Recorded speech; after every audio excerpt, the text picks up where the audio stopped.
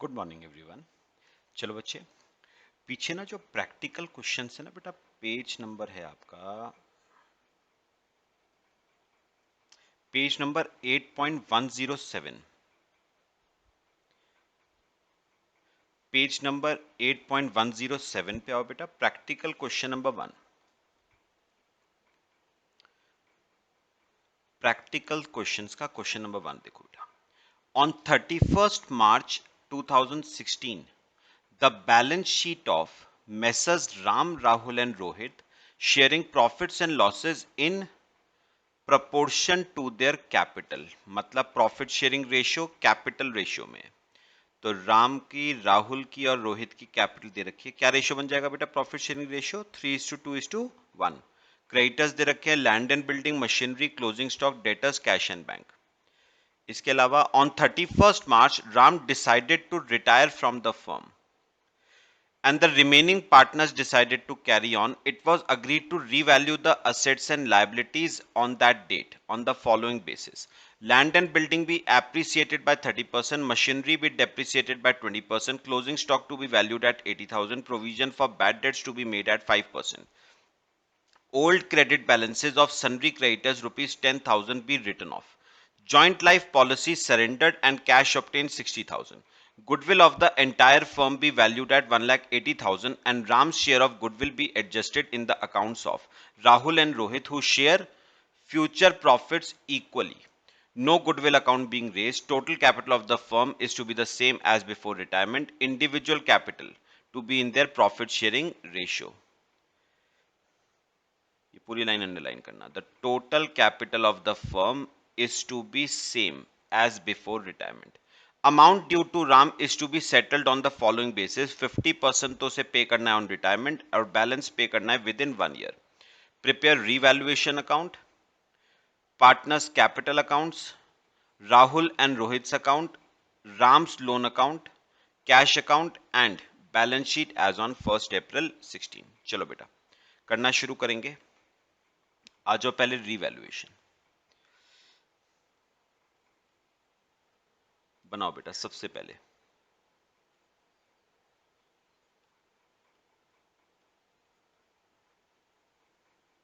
Revaluation,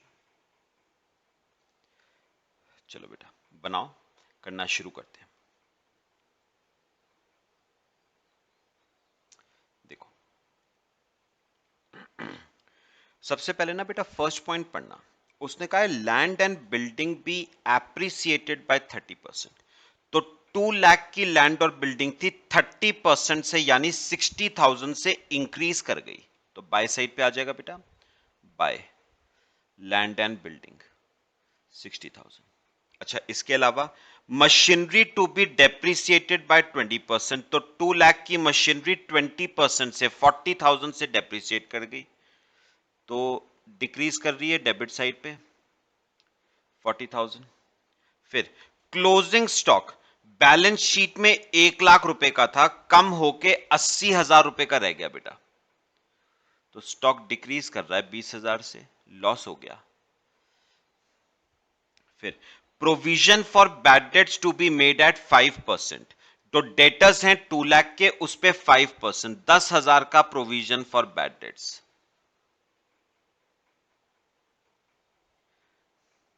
फिर old credit balances of sundry creditors rupees 10,000 be written off. तो मुझे बताओगे लायबिलिटी है, उसे बेटा राइट ऑफ करना है, तो लायबिलिटी डिक्रीज हो जाएगी ना। लायबिलिटी डिक्रीज होगी तो बेटा हमारे बिजनेस के लिए प्रॉफिट हो जाएगा। बाय क्रेडिटर्स कितने से डिक्रीज हो रही है? 10,000। बस लो बेटा, इसे मेरे ख्याल से चेक करोगे ना तो ये दोनों साइड्स टैली हो जाएंगी बेटा। इसका मतलब no profit no loss on revaluation, no profit no loss on revaluation. ठीक है, आ गया रीवैल्यूएशन बेटा सबका।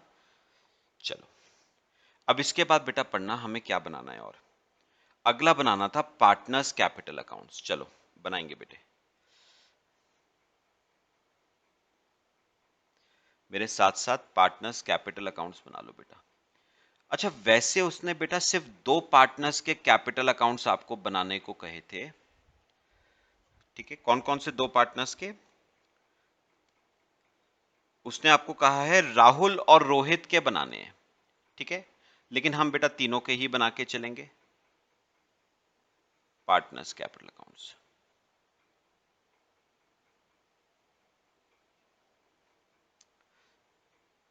Ram, Rahul, Rohit. Ram, Rahul, Rohit.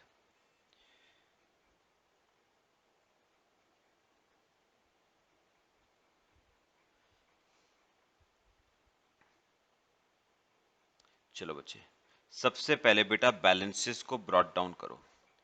By balance brought down, Ram का है बेटा 3 लाख, राहुल का 2 लाख और रोहित का 1 लाख। ठीक है बेटा, चलो अब हम आ जाते हैं बच्चे 6th पॉइंट पे, जो जेएलपी वाला पॉइंट है। जरा देखना, हमने कल किया था ना, देखो, joint life policy of the partner surrendered and cash obtained 60,000। बेटा अब ना कई बार हमारे दिमाग में कंफ्यूजन आता है कि हमें कैसे पता चलेगा कौन सा वाला मेथड फॉलो होगा। केस 1 फॉलो होगा जिसमें जेएलपी एक्सपेंस होता है, केस 2 फॉलो होगा जिसमें जेएलपी असेट होता है, या केस 3 फॉलो होगा जिसमें जेएलपी लायबिलिटी होता है, असेट और लायबिलिटी दोनों होता है। पता कैसे चलेगा? तो बेटा वो आपको ना बैलेंस शीट देख के आपको पता चल सकता है। मुझे एक बार इस क्वेश्चन में बताओ बेटा, इस क्वेश्चन में जेएलपी क्या असेट साइड पे अपेयर कर रही है? नहीं बेटा, ना ही लायबिलिटी साइड पे। इसका मतलब बेटा ये केस 2 या केस 3 बेटा नहीं होगा। क्यों? क्योंकि केस 2 में जेएलपी असेट होती है, और अगर असेट है तो असेट साइड पे अपेयर करनी चाहिए, नहीं कर रही है, इसका मतलब केस 2 तो नहीं है। केस 3 में जेएलपी असेट भी होता है और लायबिलिटी भी होता है, तो असेट साइड पे भी अपेयर करना चाहिए और लायबिलिटी साइड पे भी क्या करना चाहिए? अपेयर। नहीं अपेयर कर रहा, इसका मतलब ये केस 3 भी नहीं है बेटा। तो फिर कौन सा होगा? ये केस 1 है जिसमें जेएलपी को बेटा क्या माना जाता है? एक्सपेंस। आओ वर्किंग नोट बनाना बेटा मेरे साथ।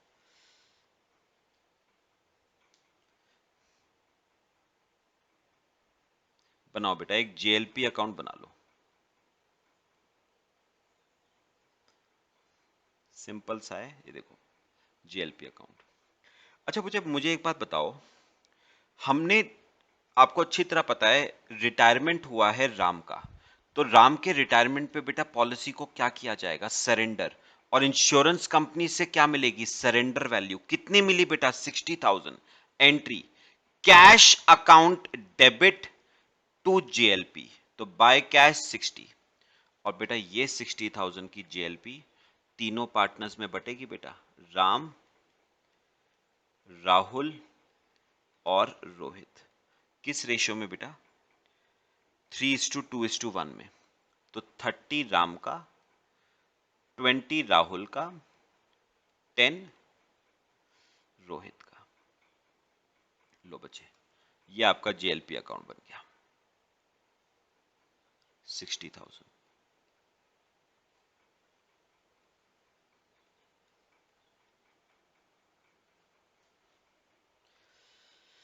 पक्का? चलो बेटा पार्टनर्स में डिस्ट्रीब्यूट करो by JLP.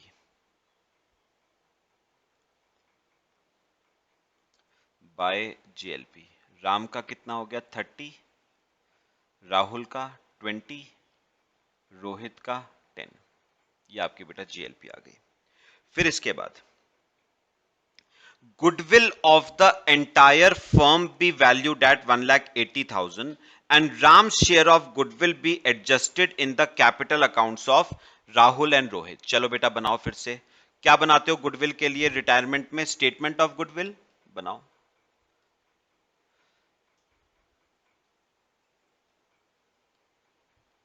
Statement of goodwill, चलो बेटा बना लो। 3 कॉलम, राम, राहुल लिखो बेटा, राम, राहुल और रोहित।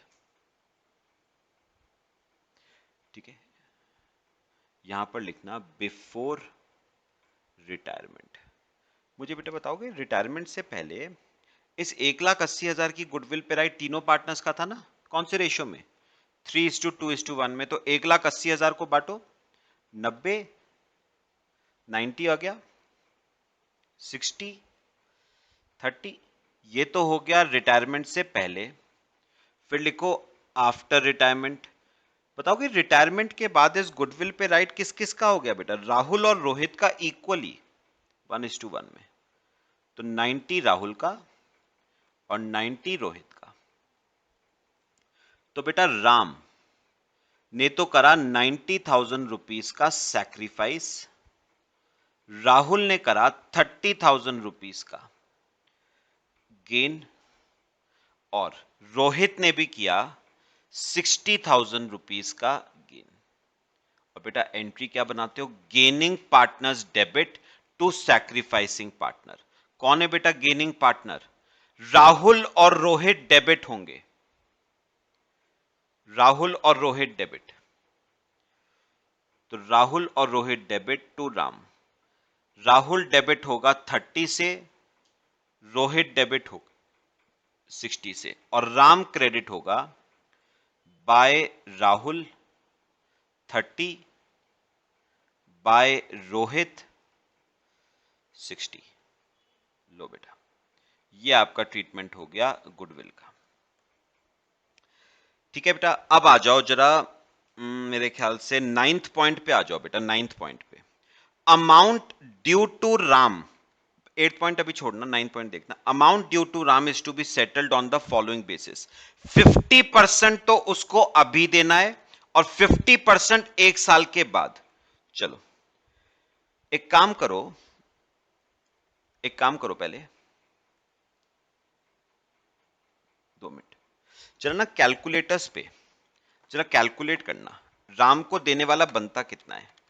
3 लाख, 30, 30, 60, 420 बनता है। तो उसने कहा 420 में से 50% तो अभी देना है टू कैश, 2,10,000। ठीक है, और बाकी बचा हुआ 2,10,000 1 साल के बाद। तो एक काम करो, बाकी बचे हुए पैसे को ट्रांसफर कर दो राम के लोन अकाउंट में। 1 साल बाद देंगे 2,10,000। बताओ बेटा, बात समझ आई? 2,10,000। ठीक है, और रही बात बेटा, और रही बात बचे आपके 8th पॉइंट रह गया हमारा, total capital of the firm is to be the same as before retirement. मतलब जितनी capital of the firm Ram के रिटायरमेंट से पहले थी, उतनी ही कैपिटल राम के रिटायरमेंट के बाद होगी। कितनी कैपिटल राम के रिटायरमेंट से पहले थी? 6 लाख रुपए की कैपिटल थी फर्म की। तो उसने कहा राम के रिटायरमेंट के बाद भी कैपिटल ऑफ द फर्म बेटा 6 लाख ही रहेगी। तो यहां पर लिखना टू बैलेंस कैरेट डाउन। तो बताओगे कैपिटल ऑफ द फर्म कितनी रहेगी बेटा? 6 लाख। और अब तो दो ही पार्टनर है ना, इक्वल रेशियो है, तो 3 लाख राहुल की होगी और 3 लाख रोहित की होगी। बात बताओ बेटे, पहले समझ आई? ठीक है, चलो चेक करो राहुल कितना कैश लेके आएगा। 3 लाख प्लस 30 माइनस 220। तो राहुल लेके आएगा 1,10,000 का कैश बाय कैश। राहुल लेके आएगा 1,10,000। और अगर बात करें बेटा रोहित की, तो 60 प्लस 3 लाख माइनस 1,10,000। रोहित लेके आएगा 2,50,000। इतना इतना कैश ये बिजनेस में बेटा इंट्रोड्यूस करेंगे। बताओ बेटा, समझ आया सबको? चलो टोटल कर लो बेटा इसका। राम के कैपिटल अकाउंट का टोटल 420, राहुल का 330, रोहित का 360।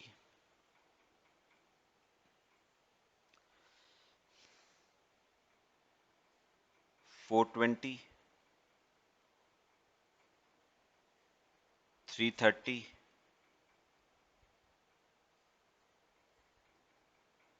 360। लो बेटा,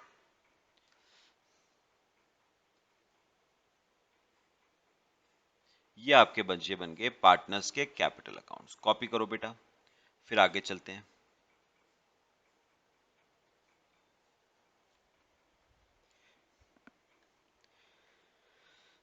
अब पढ़ो बेटा, और क्या बनाना था इसमें। Loan account of Ram. चलो सिंपल सही है बेटा, लोन अकाउंट बना लो राम का, बनाना राम्स लोन अकाउंट। सिंपल है, इसमें तो खास कुछ नहीं है। राम्स लोन अकाउंट छोटा सा बना लो बेटा। अच्छा एक बात बताओ बेटा, राम के कैपिटल में आपने कुछ अमाउंट राम के लोन में ट्रांसफर किया था ना, तो बाय साइड पे लिखो बाय राम्स कैपिटल अकाउंट। बताओगे कितना पैसा लोन में ट्रांसफर किया था आपने? आधा, 2,10,000। बस ये आपका टू बैलेंस कैरेट डाउन हो जाएगा, बैलेंस शीट में आ जाएगा बेटा, लायबिलिटी साइड पे 2,10,000। ये बेटा आपके राम का लोन अकाउंट 2,10,000। समझ आया सबको? बस। और बताओ क्या बनाना है? Cash account. चलो बनाओ बेटे कैश अकाउंट।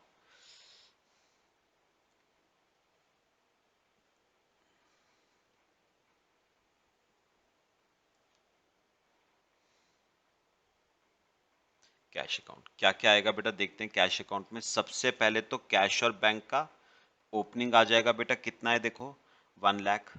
अब मुझे बताओ कैश कौन कौन लेके आया था बेटा? राहुल लेके आया था कैश 1,10,000 का। रोहित लेके आया था कैश 2,50,000 का। और आपने कुछ कैश राम को दे दिया था, बाय राम 2,10,000। तो बेटा बताओ कि क्लोजिंग बैलेंस, और चेक कर लेना एक बार क्या क्या आ रहा है। और बेटा जेएलपी का पैसा भी आया था ना, कितना आया था? 60,000। बस टोटल कर लो मेरे ख्याल से।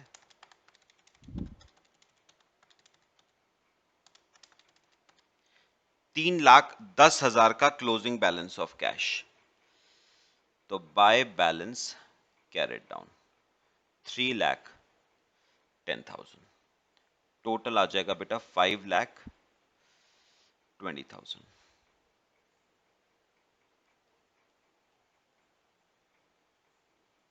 टोटल आपका 520।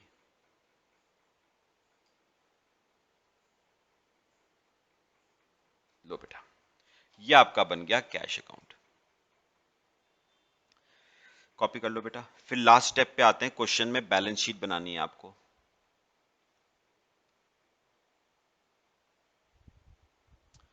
चलो बच्चे बनाते हैं बैलेंस शीट।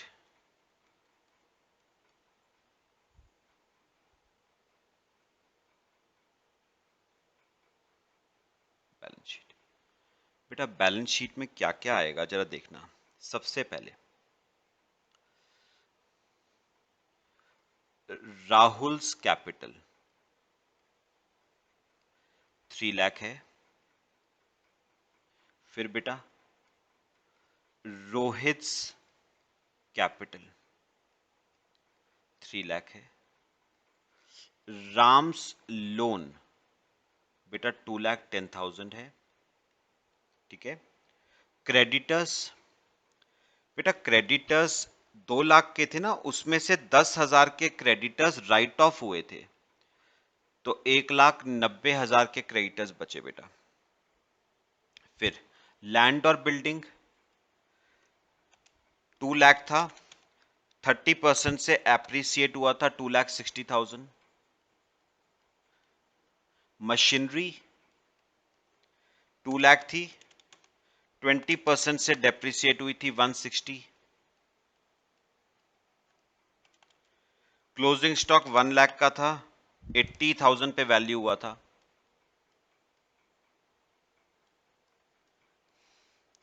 फिर डेटर्स इनर कॉलम में लिखना, 2,00,000 के डेटर्स थे। आपने बनाया था प्रोविजन फॉर बैड डेट्स 10,000 रुपए का, तो minus provision for bad dates 10,000, तो ये आ जाएगा 1,90,000। बाकी बेटा इसके अलावा कैश और बैंक, कैश और बैंक, ये हमारा क्लोजिंग कितना आया था बेटा? 3,10,000 रुपए। चेक कर लो बेटा, कोई पॉइंट हमारा रह गया हो, एक बार नजर डालो।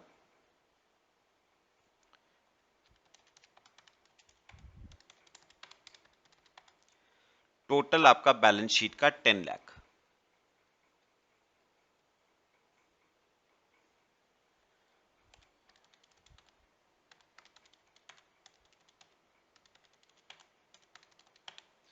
टोटल 10 लाख।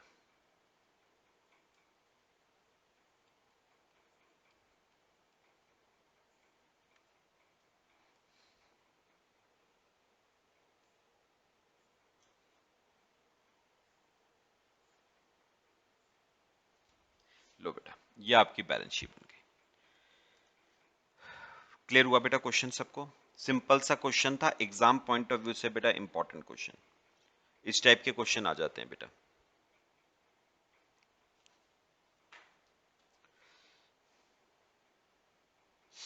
आगे सबका बेटा?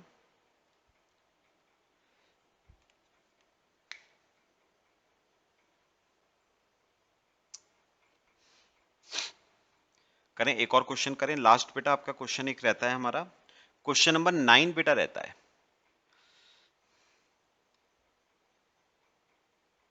क्वेश्चन नंबर 9 करेंगे बेटा, ठीक है? हेडिंग लिख लो, क्वेश्चन नंबर 9। देखो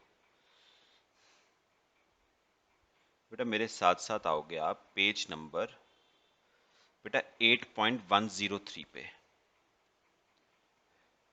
पेज नंबर 8.103, इस पे बेटा देखो, A, B and C are in partnership sharing profits in the ratio of 5:3:T। Balance sheet आपको दे रखी है, A is capital, B is capital, C is capital, bank loan, trade payables, fixed asset, inventory, trade receivable, joint life policy और bank। On 1/1/16, A wants to retire and B and C agreed to continue at 2:1. Joint life policy was taken on 1/1/2010 for 1 lakh and its surrender value as on 31st December 15 was 25,000 for 25,000. For the purpose of A's retirement, goodwill was raised for 1 lakh.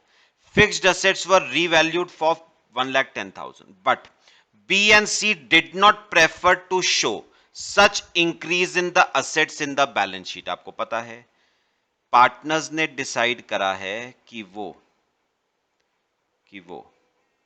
Assets को revalue नहीं करेंगे बेटा। आपको पता है ऐसे case में क्या बनाते हैं बेटा, हम बनाया हुआ है ना, ऐसे केस में क्या बनाओगे? मेमोरेंडम बेटा revaluation account. Also they agreed to bring necessary cash to discharge 50% of A's claim, to make bank balance rupees 25,000 and to make their capitals proportionate। चलो बच्चे, क्या देनी है आपको? Journal entry. हेडिंग लिखो, सिर्फ जर्नल एंट्रीज बनानी है। बनाना शुरू करेंगे बेटा ध्यान से, हेडिंग लिख लो, journal entries.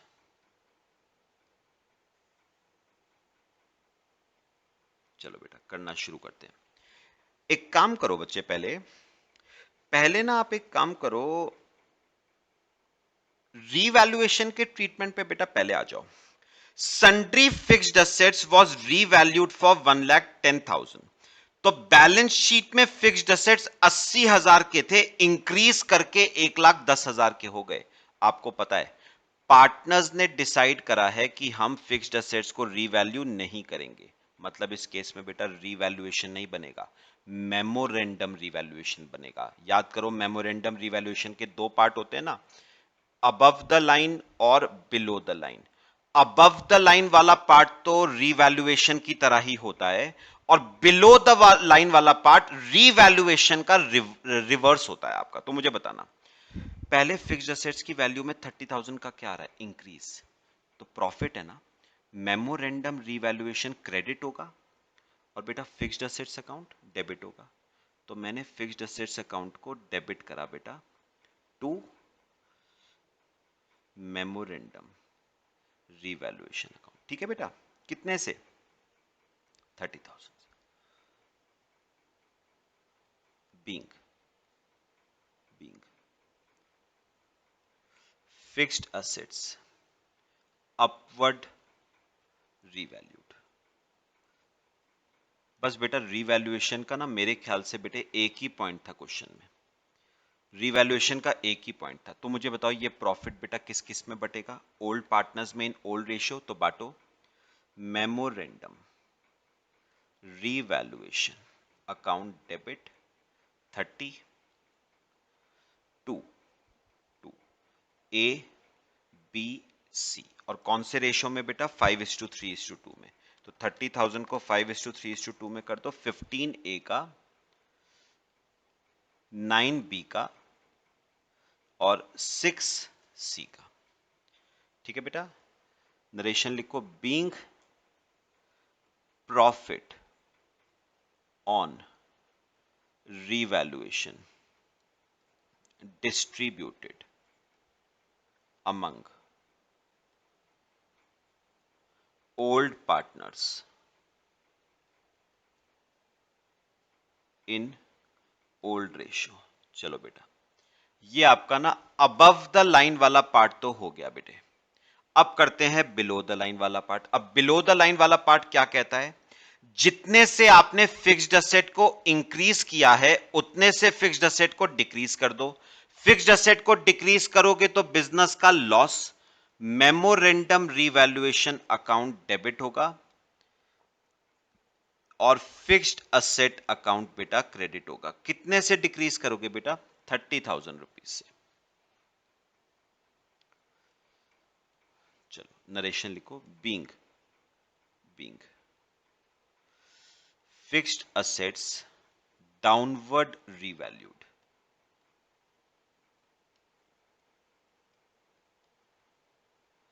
being fixed assets downward revalued। अब बताओ बेटा, ये जो लॉस आया है बिलो द लाइन वाले पार्ट में, ये किस में बढ़ता है बेटा? ये बढ़ता है न्यू पार्टनर्स में बेटा, इन न्यू रेशियो। तो इस लॉस को आप बांटोगे न्यू पार्टनर्स में। कौन कौन है? बी और सी में। तो B debit, C debit to, बताओ, टू मेमोरेंडम रिवैल्यूएशन। अच्छा कितना आ गया बेटा? 30। तो ये बटेगा 2:1 के नए रेशियो में, 20 बी का, 10 बेटा सी का। ठीक है, तो यहां पर लिखोगे आप being loss on revaluation distributed among new partners in बेटा न्यू रेशियो। चलो ये हो गया आपका फोर्थ एंट्री। तो मेरे ख्याल से रीवैल्यूएशन का बेटा पूरा ट्रीटमेंट हुआ। अब हम ट्रीटमेंट करेंगे बच्चे गुडविल का। मुझे बताओ गुडविल कितने की थी? 1,00,000 रुपए की गुडविल थी। चलो बनाओ स्टेटमेंट ऑफ गुडविल बच्चे, बनाओ statement of goodwill, working note.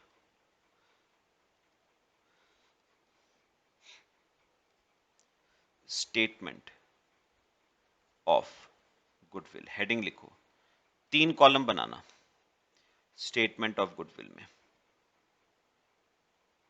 A B और सी बनाओ बेटे। और ऊपर लिखना पहले बिफोर रिटायरमेंट।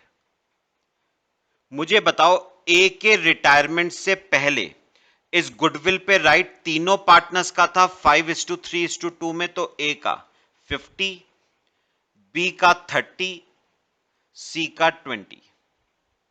ठीक है, फिर लिखो आफ्टर रिटायरमेंट। रिटायरमेंट के बाद, ए के रिटायरमेंट के बाद इस गुडविल पे राइट बी और सी का हो गया 2:1 में। तो 1,10,000 को, सॉरी 1,00,000 को, 1,00,000 है ना, हाँ 1,00,000, 1,00,000 को 2:1 में बांट दो बेटा। 66,667 और 33,333। तो बेटा ए का आ गया 50,000 रुपीज का क्या बेटा, सैक्रिफाइस। बी का आ गया 36,667 का गेन। और सी का आ गया बेटा 13,333 का गेन। और बच्चे एंट्री हम क्या बनाते हैं, gaining partners debit to sacrificing partners. कौन है बेटा गेनिंग पार्टनर, बी और C debit to A.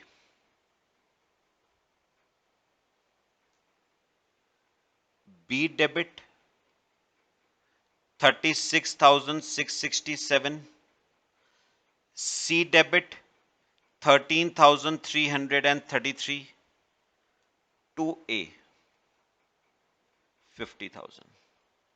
Narration लिखना, बीइंग गुडविल adjusted among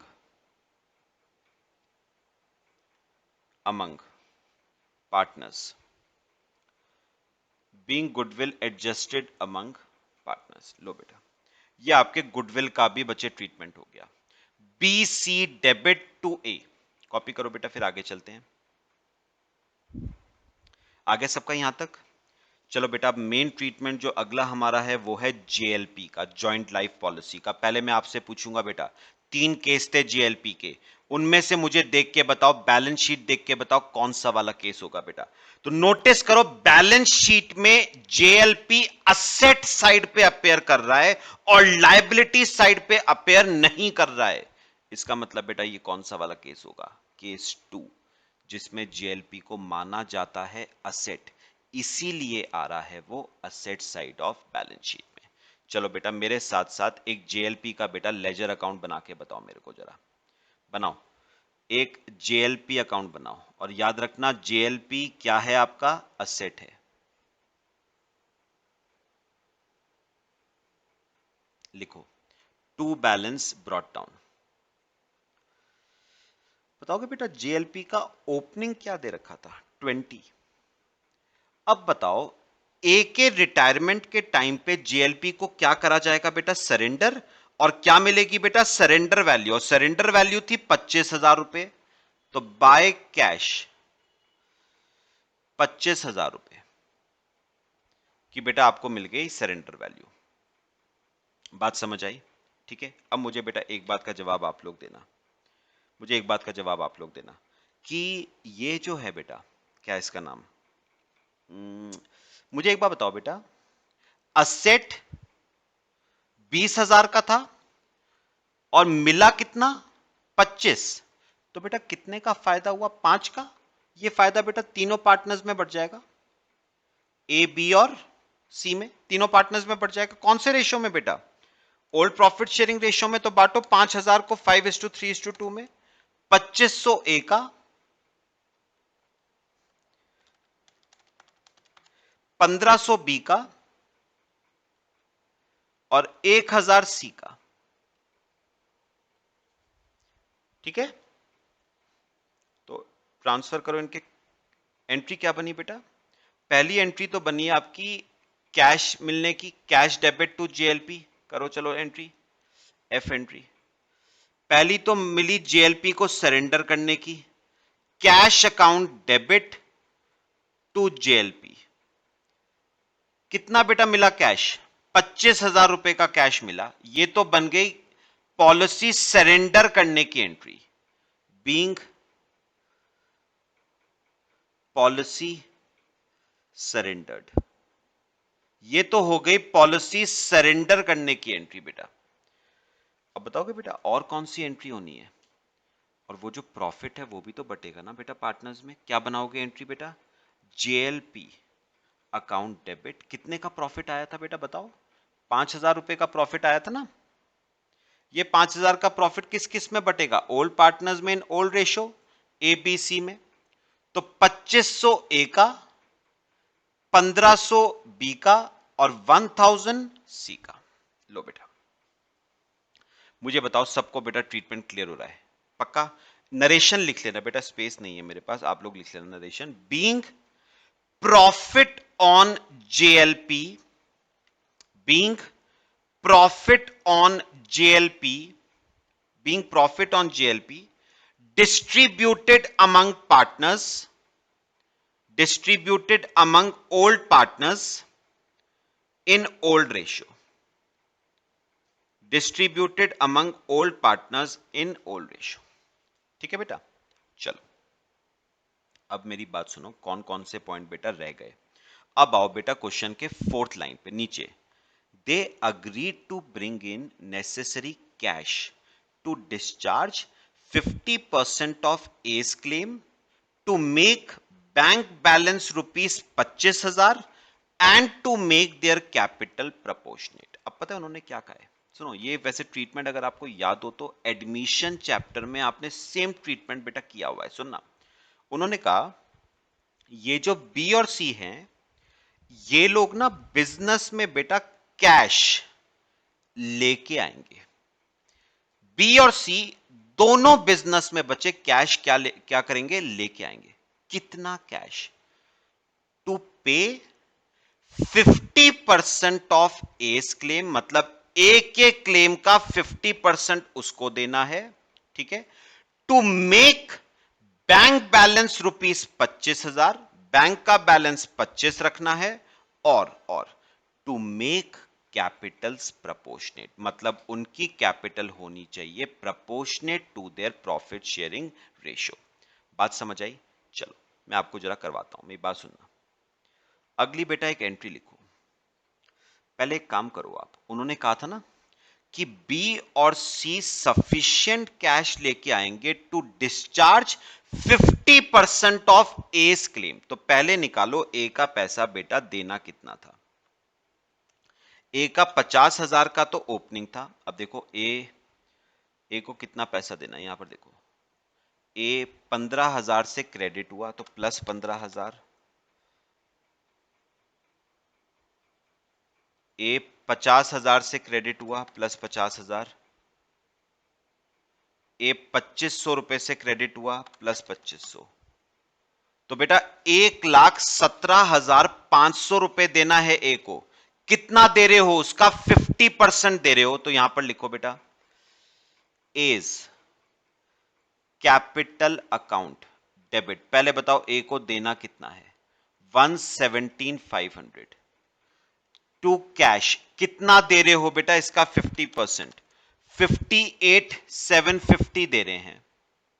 तो बाकी उसके लोन अकाउंट में ट्रांसफर हो जाएगा टू एज लोन अकाउंट 58,750। तो नरेशन लिखना, बीइंग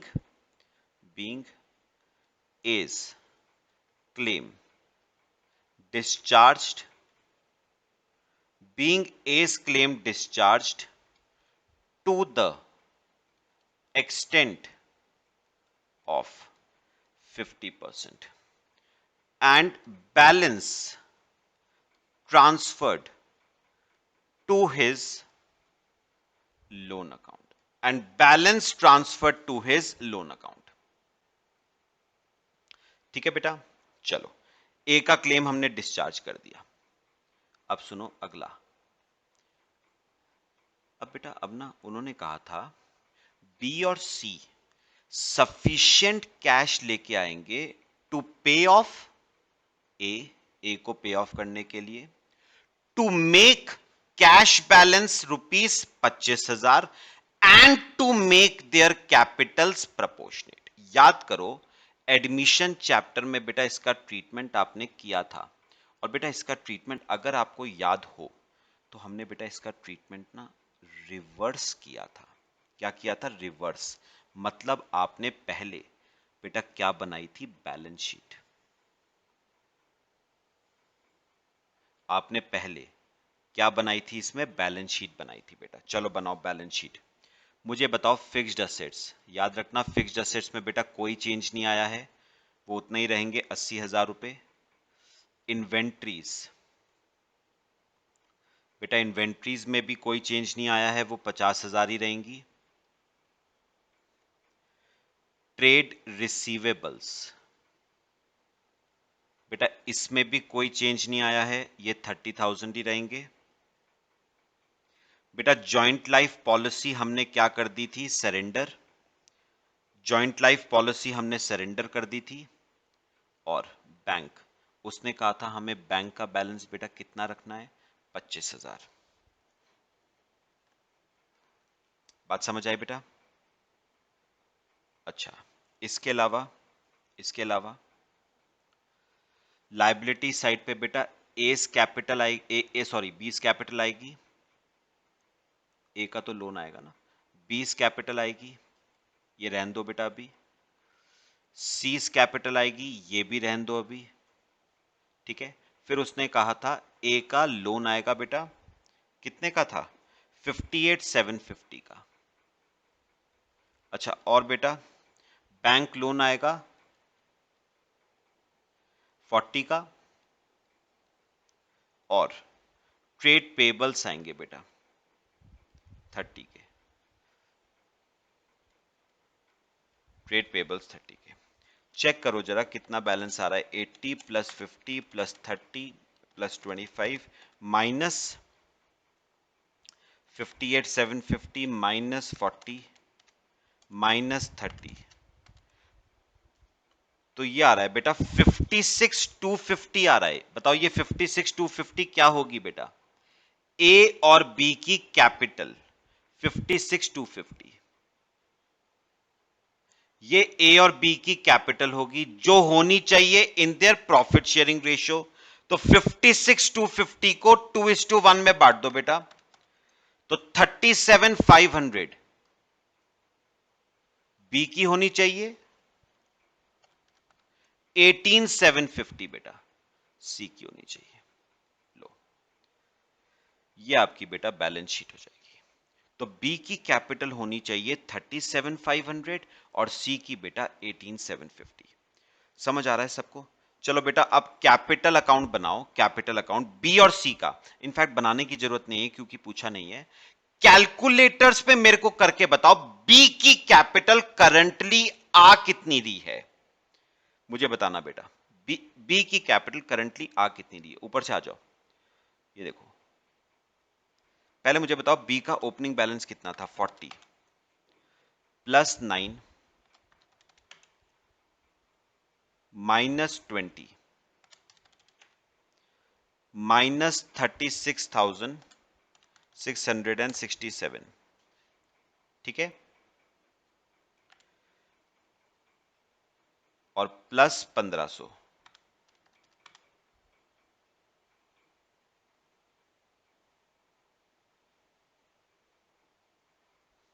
तो बेटा इसमें ना 2 मिनट,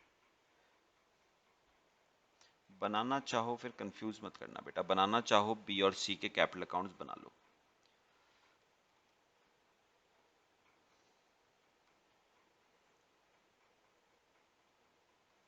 वर्किंग नोट, 2 कॉलम बनाना बेटा बी और सी का। एक काम करो, मुझे कैपिटल्स बेटा निकाल निकाल के बताओ, कैपिटल्स कितनी आई जरा एक बार करना बेटा। बी की कैपिटल करंटली थी 40 थी ना, प्लस 9 49 हो गई, माइनस 20 29 हो गई, माइनस 3,667 माइनस 7,667 हो गई माइनस में, प्लस 1,500 प्लस 1,500। तो इस वक्त बेटा बी की कैपिटल आ रही है -6167।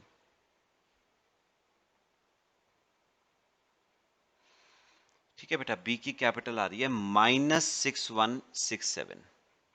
और अगर हम बात करें बेटा सी की, तो सी का ओपनिंग बैलेंस था 30। अब चेक करना सी का बेटा 6 का प्रॉफिट, सी का 10 का लॉस, सी का 13,333 का लॉस, सी का 1,000 रुपए का प्रॉफिट। तो 13,667 1367 की कैपिटल आ रही है, 13667। अच्छा बताओ, इतनी कैपिटल आ रही है, ये करंट कैपिटल है बेटा, और कैपिटल होनी चाहिए बी की पॉजिटिव, पॉजिटिव 37,500, और सी की होनी चाहिए 18,750। तो बताओगे बेटा कितना कैश इंट्रोड्यूस करेगा बी? कैश इंट्रोड्यूस्ड,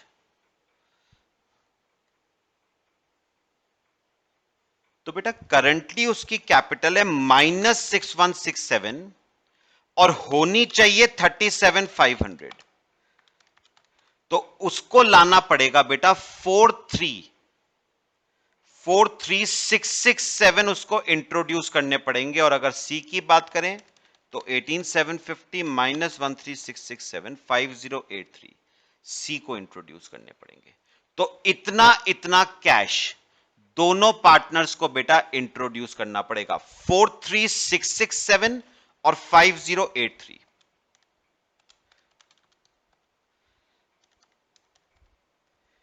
पॉइंट बताओ बेटा, क्लियर हुआ? कॉपी करो पहले, इतना इतना कॉपी कर लो बेटा।